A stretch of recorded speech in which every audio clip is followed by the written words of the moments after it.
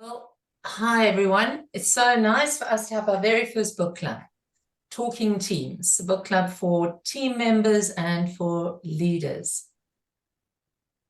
David, do you want to introduce yourself and then I'll do something similar? Sure. So this has been an idea in the making for some time now. We started off, I think it was about 18 months ago, with tools for managers, which we didn't record, and I kind of regret that because it was some great content. And we've decided to read some books that leaders would normally like to read but might not have the time, and just instead of a 5, 10, 15 hour read for them, we'll break it down for them in half an hour tops with some insights from our team coaching experience. I think we provide a unique perspective on these topics, and are only happy to share. Yeah, so we'll do the reading for you. So without further ado, let me share my screen. Oh, sorry, it's done something very weird. There we go. That's what it should look like. So we are Team DNA, David Kosu and Alison Faraday, and this month we are talking about the 5 dysfunctions of team relationships, and we're going to look at how to fix them, and not only on Valentine's Day. Flowers can cut it for part of the time, but eventually they're going to wilt. We're going to teach you what you can do according to Patrick Lencioni's book about fixing some of the dysfunctions in the team. David. Yeah, so just to introduce myself, I'm David Kosu. I work in IT, and I'm also a professional coach with a PCC and a team coaching certification. And I'm the D in Team DNA. Yeah, and I'm Alison Faraday. I am working towards my PCC and ACTC. And these are some of the skills and tools that we provide for our clients: team coaching, team health checks, Enneagram, etc. So we are hoping for teams who are in need really to reach out to us, and we can help. And one of the ways we're going to help is to look at this book for the month, which is the 5 Dysfunctions of a Team. So this is the Patrick Lencioni book that's on the shelf this month. And in our webinar or book club this afternoon, we should have actually, David, we didn't really set down the rules of book clubs. You know, in my book club that I go to every 6 weeks involves a lot of wine. Did we explain to people that they're allowed to join this book club with a nice glass, with a nice beverage? Because that's what book clubs are, right? We didn't, but feel free to grab yourself a glass of wine or water or whatever your beverage of choice is, hot or cold, and come and join us and listen to us. And if you're watching on YouTube, you can always just pause the video and pour yourself a glass of wine and sit down and enjoy. It always helps. So we will be analyzing the book for you and breaking it down into the 5 dysfunctions and looking at the tools that Mr. Lencioni recommends you use at each of the stages in the model. And we're going to present a quick case study, and then we'll let you know what's on the shelf for next month. So interestingly, this book was published in 2002. I didn't realize it was that old. It's had more than 3 million copies sold and translated into 30 languages. So it pretty much is a bestseller. And on Goodreads, it has a 4.1 star review, reviewed by over 115,000 people. And if you want to buy it, it's available on Takealot for 569 Rand. And when we were putting the slides together, I thought it'd be kind of fun to take a 5-star review and a 1-star review. So Nikki said, this is one of the best business novels out there. I love the idea of introducing concepts through a storyline of a fictional organization. The only thing better would be if it were based on actual events that was told in a story form. And Jack said, forced to read this one for work, did some awful group work with it also. really not that helpful in a bullshit retail situation. It's fascinating, isn't it? That you can get such different views.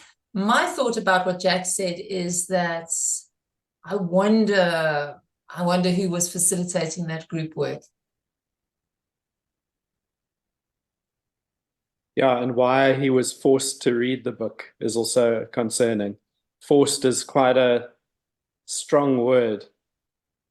Yeah, it is. Go home, do the homework, and let us know if you fixed yourself. Okay, so let's have a look at the model. Dave, do you want to talk through the layers briefly? Sure. So it's a pyramid model, as you can see, and each dysfunction builds on the dysfunctions below it. So you'll see at the bottom of the pyramid is absence of trust. Now, what that means is you need to fix this dysfunction first before you can address the next dysfunction, which is fear of conflict, and so on as you go up the pyramid. Now, I think the key is that every team has dysfunctions on one or more of these levels at least. Even if they are actively, working on improving themselves and their relationships and their processes in order to get the results that they want. There's going to be dysfunctions in every team. It doesn't mean that it's a bad thing. If your team is dysfunctional, if you're working on making those improvements in your team, then that's a good thing. A dysfunctional team can be changed to become a functional team that gets results. That's the same with most teams. So starting with absence of trust, what that looks like is invulnerability. So people are showing up at work or with their teams, and they're not really being vulnerable with one another. And it creates a vibe, I'm using the word vibe in inverted commas, in the team where it's not really safe for a person to share their failures or their fears, or to point out problems that they see in the team or in the company or in the environment. They'd rather just go about their day without having to show any vulnerability. So there's an absence of trust there, which leads to a fear of conflict, which is the second dysfunction. If I don't really trust my team members or my team leader, then I'm not able to engage in conflict in a constructive way. So in the book, Patrick Lencioni talks about this continuum where on the one extreme, you've got complete avoidance of conflict. And on the other extreme, you've got a really unhealthy form of conflict, which is, it can turn into verbal fights and character assassination, and it's just really ugly. But somewhere in the middle is this sweet spot of constructive conflict. But that can only happen if there is trust in the team, and people are vulnerable and can share in their failures. And psychologically, it's a safe space to work in. So when team members can engage in that constructive conflict, they can actually align on things. So not only as a team member do I get to voice my concerns or my opinion or my thoughts, but I get to, I don't want to use the word battle, but I get to work it out with my teammates, not to achieve consensus, but just to get alignment on a way forward and to get clarity. So when there is a fear of conflict, then there's like this artificial harmony. So that's how you would tell that people aren't engaging in conflict. they're playing nice with one another. They're just skirting around the issue, which is quite a common thing actually in some of the teams we've coached. And we'll get into one of these case studies a bit later. When the team is engaging in conflict constructively, then the team members are able to commit to things because there's clarity. If there's a lack of commitment, usually things are quite ambiguous in that team, and that they aren't able to align on things. So if I haven't had my say about something, how am I expected to commit to it? So somebody else just decides something and now I must go along with it, but I didn't have my say in it, so I'm not really committed. And that is something that will play out at that third level, that third dysfunction, which leads to the fourth dysfunction, avoidance of accountability. Accountability in this context really just means that I'm going to do what I say I'm going to do. So whatever it is I'm accountable for, I need to do that for myself and for the team in order to achieve results. If I haven't really committed to something, if things are ambiguous, it's really hard for me to hold somebody else accountable, right? Because how am I going to say to them, you needed to do this thing, you said you were going to do it. They might turn around and say, well, actually, I've misunderstood what it is that they agreed to do, because there is ambiguity. So that avoidance of accountability, it leads to low standards, because if nobody's holding anyone accountable, like the standards just keep dropping and dropping and dropping, and people are getting away with not doing what they're supposed to do. And when no one's holding anyone accountable to anything, then it leads to inattention to results. So instead of focusing on the results, people will play politics with one another. They'll try to get to the top, whatever that means. And there was actually one of the characters in the book that got in big trouble for doing that, not being a team player. So that fifth dysfunction is all about ego. It's all about status, and that's how you can tell if it's present in your team. But what you really want is for everyone to hold each other accountable.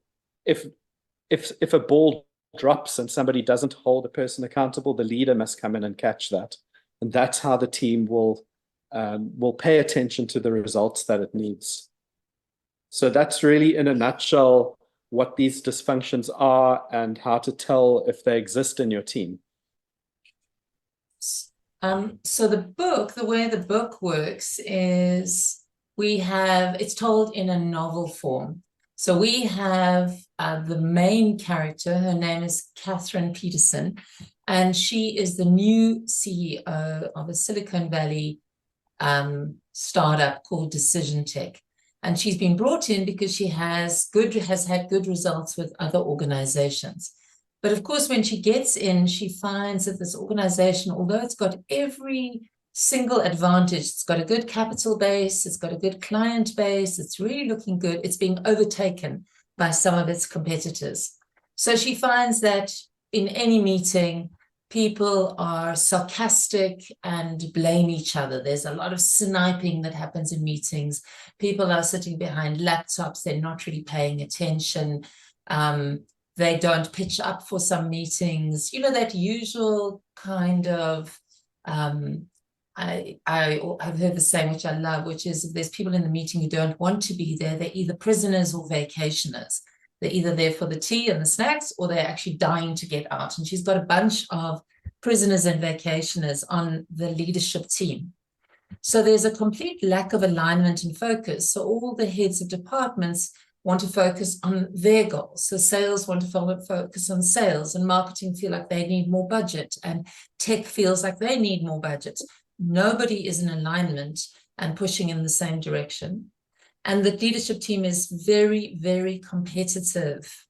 And that in-house fighting, that in-team fighting has been going on for a long time. So as a result, we've got poor results despite the capital investment and talent. So this is all told in the book in a very fictional kind of way. And we see Catherine dealing with each of these dysfunctions almost one by one. What is interesting in the book is that because she's an external CEO and has been brought into this team, she can somehow see the system, see the team for what it is. And what David and I were discussing in preparing for this conversation is that that is really very hard, if not impossible, for somebody who's been there for a while to do. If you're in the system, you can't reflect the system to itself because you're an integral part of how it got to where it's actually at. So we see her take the team away for off-site meetings, brainstorming, feelings, all of the so-called soft skills that everybody within the team seems highly allergic to. And they spend a lot of time in the book, the team members spend a lot of time saying, we're wasting time, we should be out there selling. We're wasting time, we should be back in the office developing our tech and improving it. And her view is that for any team to rid themselves of these 5 dysfunctions, you've got to spend time with each other. That's the only way that it can be done. Very easy to listen to or read as a book. I listened to it on Audible. Very easy to understand and to go through. Let's have a look then at the next part of what she actually does. David, did you want to talk a little bit about this one? So what we're looking at here on the left-hand side are the dysfunctions or the categories of the dysfunction. The middle is how the dysfunctions show up. And then on the right-hand side, we've put together another pyramid of the antidotes for each of those dysfunctions. And these are also spoken about briefly in the book. Each dysfunction has some exercises. In the second half of the book, Lencioni covers the exercises that can be run with teams. And this is just our take on what those exercises are achieving. So starting from the lowest level, level 1, absence of trust, the antidotes to that are vulnerability. So that means, it means people in the team being able to share with one another you know, some of the mistakes that they've made, some of their failures, you know, maybe even things like how they ended up working for this organization in the team that they're in, just to share some personal stories about themselves so that everyone can learn about a bit more about their teammates. And that really starts to build trust when these kinds of things can be shared without consequences. Yeah, can I say there that those words, the character above persona, which we've got in as the antidote or an antidote towards the lack of trust, is I think in office situations, we do project a kind of persona. I'm the fun one, or I'm the one who gets things done in time. I'm the whatever one. But below that is the real person, the person who is struggling in other ways. And what Lencioni says is in the book that it needs to be real authenticity. It can't be going to a job interview, you know, that thing of like, what are your strengths? What are your weaknesses? Oh, my weaknesses are I'm a bit of a perfectionist. Well, come on, that's not a real weakness. Come on, let's be clear here. It has to be a real thing because that's how the team can bond properly and drop the persona and get to the person behind that mask. Yeah, so I mean, it's very interesting, and this character about persona can go quite deep into psychology, which we're not going to do here in this short presentation. But yes, we do sort of edit ourselves for different situations where certain aspects of ourselves are okay and others are not okay. So I think for some people, they might decide they're going to show up as work as this professional, which means they're not going to joke around at all. They're not going to talk about anything in their personal lives whatsoever. They're just there to do the job and their tasks, and that's all their teammates will get to see of them. So it's useful, it's very useful to be aware at least of how we all do that in our work environment, in different situations in our lives. And also part of building trust is using some agreements around respecting one another and to accept each other for who we are as teammates, and to create some sort of feeling of belonging in the team. It's quite a difficult thing to get right, but when it is right, people love coming to work and working in their teams. So these are in the bottom level because they all contribute to building that trust, which is essential. When it comes to conflict, so that fear of conflict, the word radical candor actually comes from Kim Scott's book called Radical Candor, which is when I care personally for my teammates and when I challenge them directly, that's radical candor. So it's not holding back on the constructive feedback, and it's coming from a place of caring for the person. So it's not a reckless, like I'm just going to give you awful feedback and I don't really care how you're going to take it. That's not radical candor. That's something else. So crucial conversations and constructive conflict, it's useful to have some way or some framework to engage in constructive conflict with your teammates, whether it's one-on-one or in the team itself. And when those frameworks are applied to the conflict, to the dialogue, it's a great learning experience for all parties. Not only do these individuals find a way to align, even if they don't agree, to align on a topic, it reveals information about the team itself, which is very beneficial. Can I jump in here and just say, when I first saw the Lencioni model, I thought conflict was a negative thing. I mean, I know it's not, but the way it's framed in the model, I thought, ooh, so there's no trust and they have conflict. But in fact, conflict is a positive thing because they speak in the book about how a quiet meeting is not necessarily a good meeting.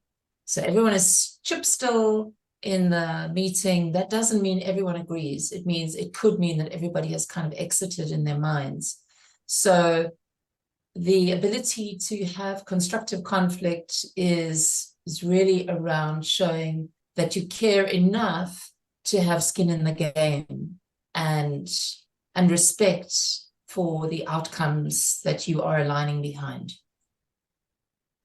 Yeah, absolutely. And the dysfunction is really about a fear of conflict. So the team's avoiding conflict because they're scared of the consequences, right? Like maybe someone will get so upset that they quit their job, and then I've got to pick up all of their work, but there isn't anything to fear if it's done constructively. So the next one, commitment. So really it's looking at how the team makes decisions and sort of guiding the team to make decisions that they can all commit to, whether there's dissent or not, there's always going to be some dissent. So there's a couple of things that Lencioni points out here. The one is that there's a tendency for teams, and I've seen this a lot myself, to want certainty and to want consensus. And so a team will spin and spin and spin. They'll have a meeting like for 2 or 3 or 4 hours where they get to the end and they're not 100% sure if the path they're looking at is correct or not. So they schedule another 4-hour meeting and there's more unknowns. And this just keeps on going and going because they want zero risk to be involved in the plan of action, or at least they want all the risks to be understood. And the consensus means that everybody agrees with a decision or an outcome. And that's also not really beneficial because it is good to hear these other voices, whether they are in agreement or in dissenting voices. So it's good to look at things, for a team to look at decisions from as many angles as possible. And one of the tricks that he talks about, or tools that he talks about, is at the end of a meeting to say, right, now, team, summarize what the plan of action is, who's going to do what. Because that really, it gets people to commit to decisions. Go for it, Sindiswa. Sorry to interrupt your flow, but I am really appreciating the simplicity of this model. Simplicity, not easy, right? And as you're talking about commitment, a couple of things are coming to mind for me.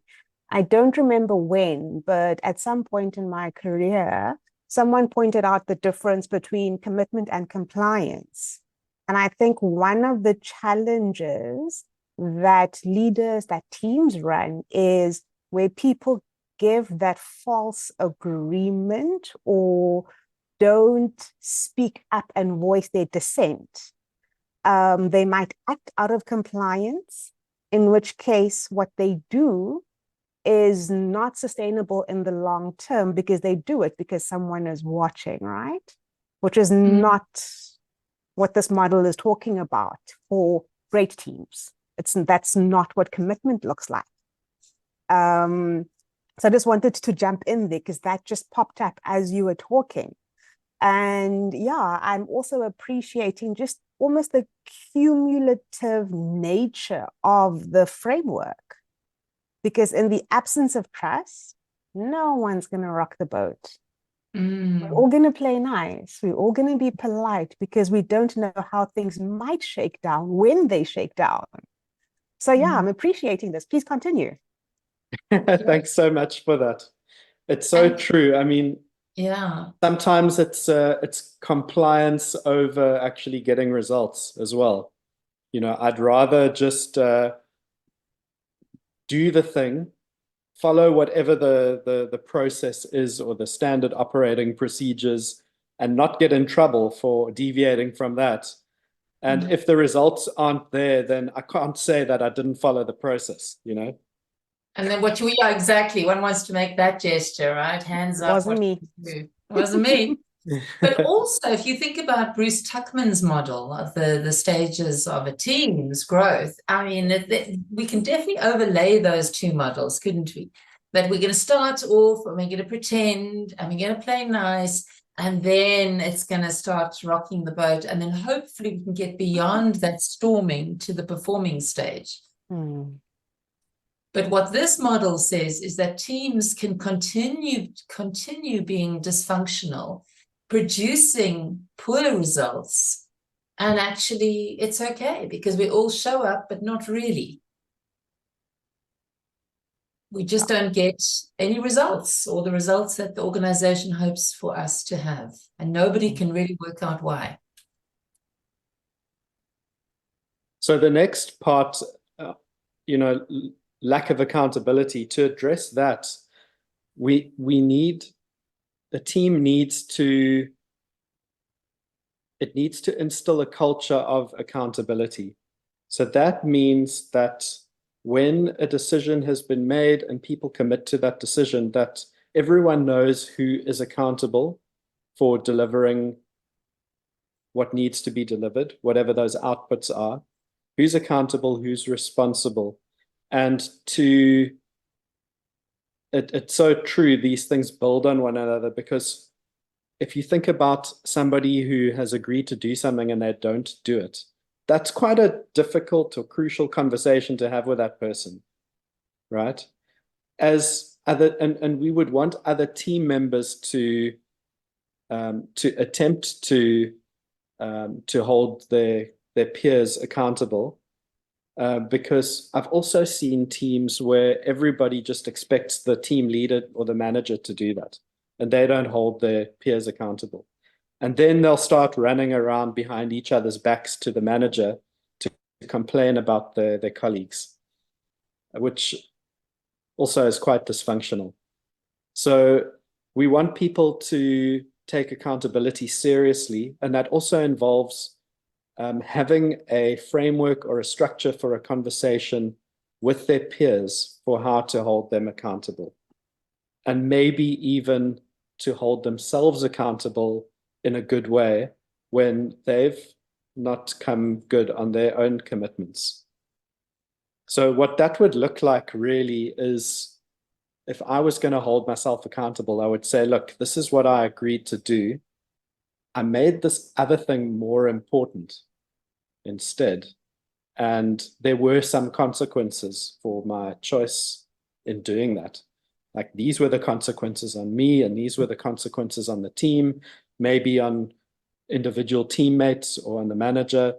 And this is what I'm going to do to make it up, to make good. I think what's also interesting about this, although this model is a pyramid, there are loops within that. I'm thinking for myself, if I didn't really commit because I didn't really show up, I didn't say what I wanted to say in the meeting, but somehow I've got tied into agreeing to do a particular thing, but I never really understood that thing, or I never got behind it, so I didn't really do it. But then somebody holds me accountable and says, you know, Alison, you didn't do that thing. You said you were going to do that thing. The next time we have a meeting, I'm probably going to be much more inclined to say what I really feel about whatever the next step is going to be, because I know it's going to come back and bite me. So best that I really lean in and give my opinion on whether it's the right thing or not. Yeah, and you know, based on this model, it's entirely possible that you truly believe that you are doing the thing you're supposed to do, but somebody else is trying to hold you accountable for something else, because there isn't clarity on what that thing is actually supposed to be. Yes, exactly. It's as Sindiswa said, it's such a simple model. It keeps making me question, like, how right could it be? Because it's a bit too simple, right? But it does fit. It's the application of it that's the tricky part. Mm-hmm. So the Indeed. last dysfunction, that inattention to results, this is really about team goals. You know, what are the team's goals, and how are we defining those and aligning everybody around them? So that could be on a macro scale, like if we're developing a product, like, what are the product goals? And then for each week, maybe what are our team goals for the week? So it really depends on the team and what the team's doing, but there's got to be some goals that are medium to long term, and then some short-term goals. And the team needs to evaluate, they need to figure out how to track their progress towards the goals, and then also evaluate how they're doing. Because if they're not doing that, they're not paying attention to their results, which is what the dysfunction is.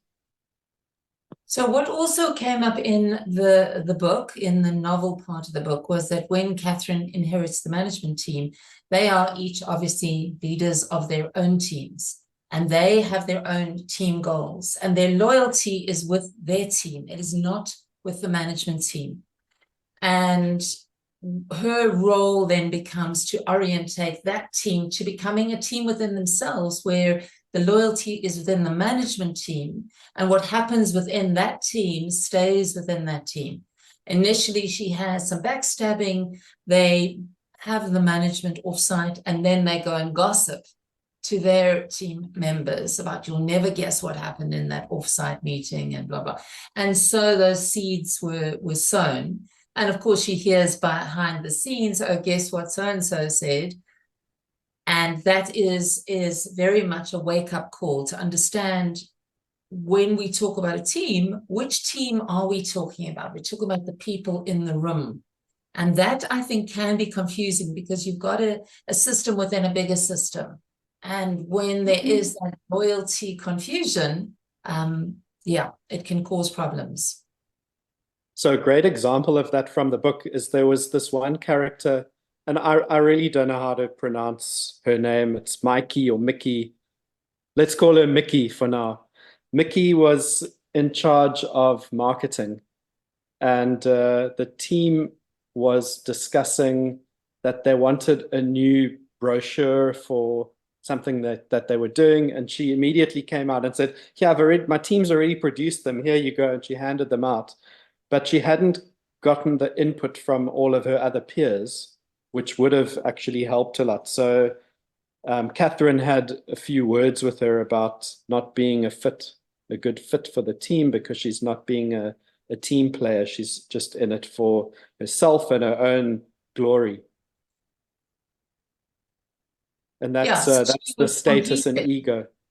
She was competing really to show, look how clever I am. I'm already ahead of you guys. Okay, so that really is the model and the book. Can I just quickly reflect back to you what I think I'm hearing, and you can tell me whether I'm understanding you correctly. So a couple of things that are coming through for me are that this book is for both leaders and team members. As a team member, I can read the book, I can get tips on accountability, or I can realize the importance of each of these antidotes, and I can work on that. I can up my game as a team member and potentially influence the larger team. As a leader, these are great clues of, depending on what one is noticing, seeing in the team, by observing how the challenge manifests, it may be possible to locate one or multiple of these levels of the dysfunctions playing out. It also sounds like it's not the functionality of the team, but the optimal functioning of the team is everyone's responsibility. If we go by the book's characters, Catherine could not and cannot turn the team around all by herself.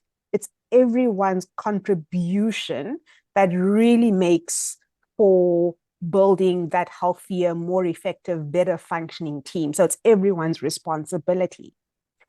And it also sounds like the clarity of the goals of the team. Alison, you've just referred to multiple systems, kind of a team within a team within a team. The clarity of which goals are we focusing on as this team collective is important, because that then drives how we each contribute and support each other as this collective. Whether I'm the head of marketing or head of finance, if we are in an executive conversation, I'm a part of that team, in addition to being the leader of a function. But when at that collective, it is that team's goals that then almost drive where our efforts go as that collective.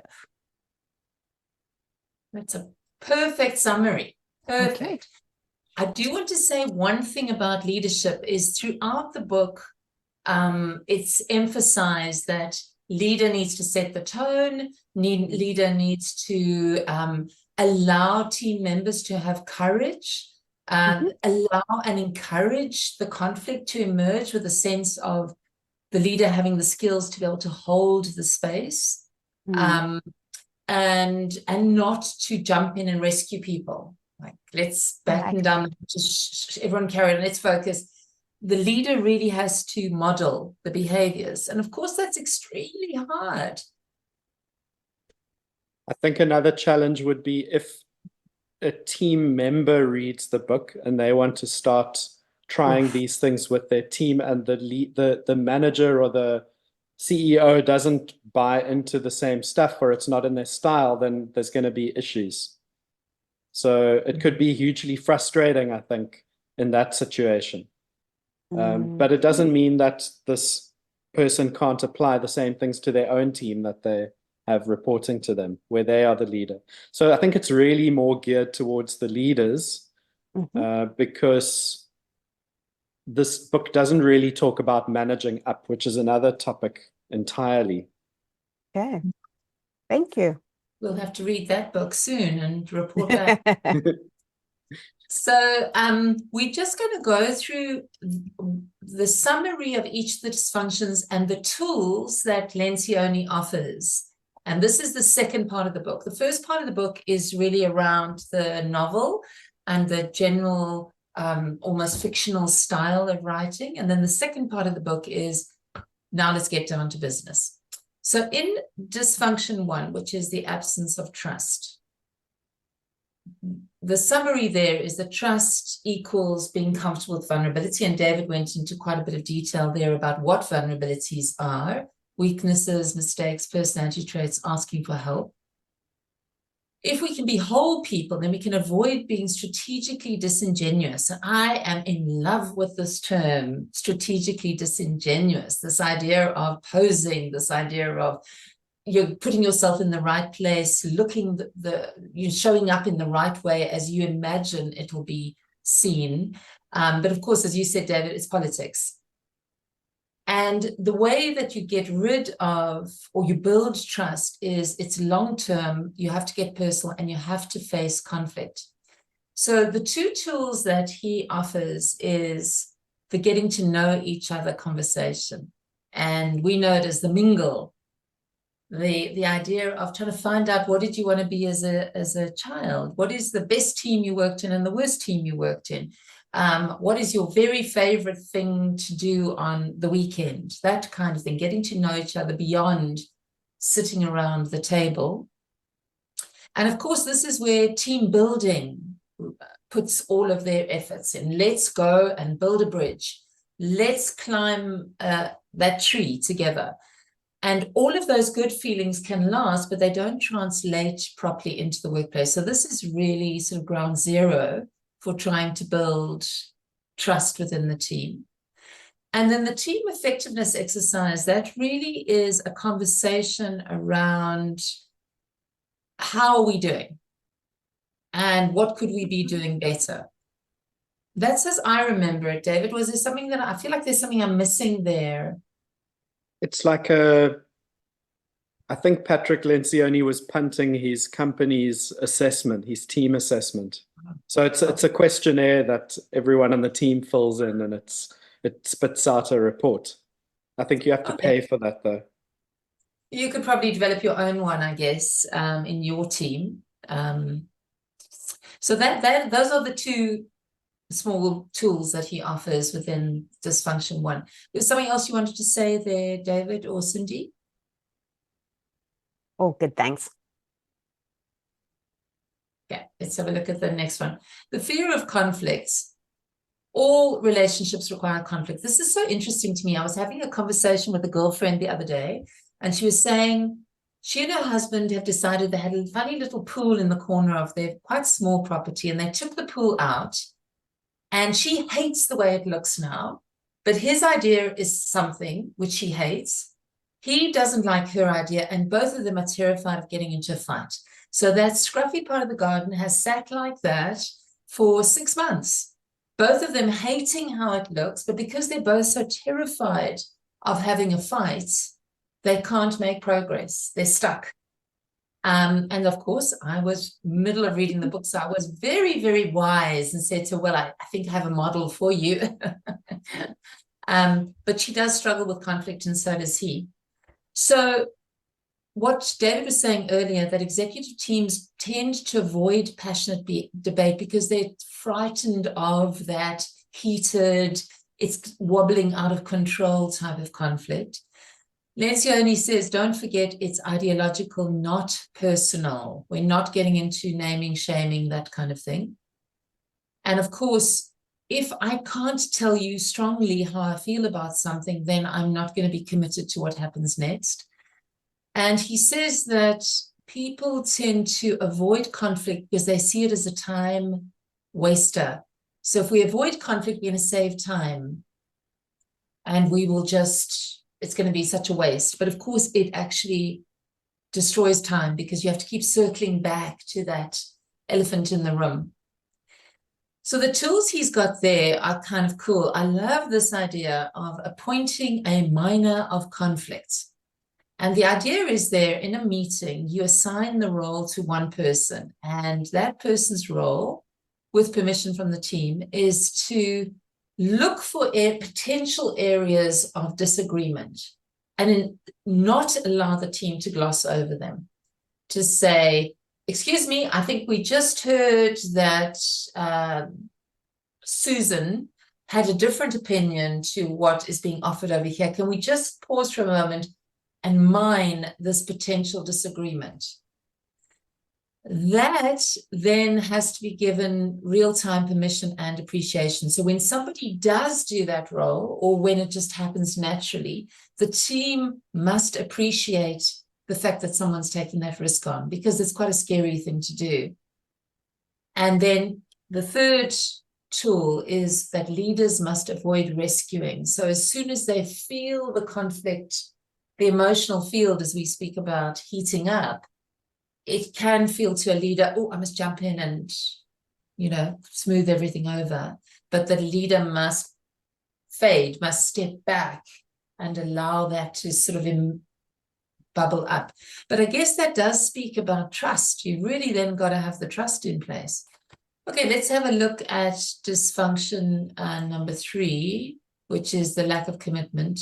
And we've mentioned this a couple of times. Commitment is a result of clarity and buy-in. If we're clear about where we're heading and we can get behind it, we can move in that direction. And then the idea of consensus versus alignment. All voices need to be heard so that you can get in alignment behind the direction that you're heading or the agreed tasks. And I think this is the one that you spoke about earlier, David. We don't need to agree to move on. If we have to agree before we can move on, it means we are forced to reach consensus, which means that people are forced to swallow what they really want, feel, and think about the topic. And in my mind, the way I see those meetings going, it's almost as if you can see people's body language of, fine, I didn't get heard, and there's a kind of a step back. Or like in the second review, they're forced to buy a copy of this book and read it. Yeah. And then, of course, if you get to a place where someone has to make a choice, the leader must make the call with obviously good justification. So a good team does not need complete certainty. We mentioned that earlier. But again, trust the intelligence and the agility within the team. So we are exploring the creative intelligence within the system, within the team. And then this was a technique that David referenced earlier, the cascading messages. The idea there is that at the end of the meeting, the conversation is, okay, what are we reporting back to our teams? Let's get clear on that. And as soon as you have to do that, then you're thinking to yourself, well, is this really are we saying this? Etc. Deadlines are part of that. And then they say that a very good technique here is the thing that keeps teams stuck is the idea that if things go wrong, we won't cope. And I always think about when my son, who's now much older, but when he was little, he started sailing lessons. And sailing lesson number 1, which was terrifying for mummy, was how to capsize your boat and how to put it right. So we watched them sail off into the Simonstown Harbor, capsize these tiny boats. He was 8. And then every part of me was like, oh my God, I'm going to jump in and start swimming. But they did it. And I often think about that. And in this case, I think it applies the idea of, okay, we've agreed to this way forward. What if it goes wrong? What would we do? Let's think about worst case scenario. How would we right the ship if, in fact, that does happen? And that then can give the team the kind of confidence and the courage to move forward. And number 4, avoidance of accountability. Just to summarize, people need clarity and buy-in in order to feel accountable. Lencioni actively encourages the use of peer pressure. Peer pressure, very, very useful in this scenario, which then is team members holding each other accountable and not waiting for mommy or daddy to say what they've done wrong. We mentioned earlier, people avoid difficult conversations to preserve the relationship, but in fact, accountability equals respect. So I don't want to be rude. I don't want to be the bad guy, but actually you didn't do the thing you said you were going to do. So I'm just going to tiptoe around you and keep smiling. But inside, I'm thinking, never going to give her work again, never going to pass that on again. I've learned my lesson here. So that is a kind of a disrespect and distancing. So his tools are to publish the goals and standards of the team, make them known, to have good old performance reviews and attach some kind of reward to team results.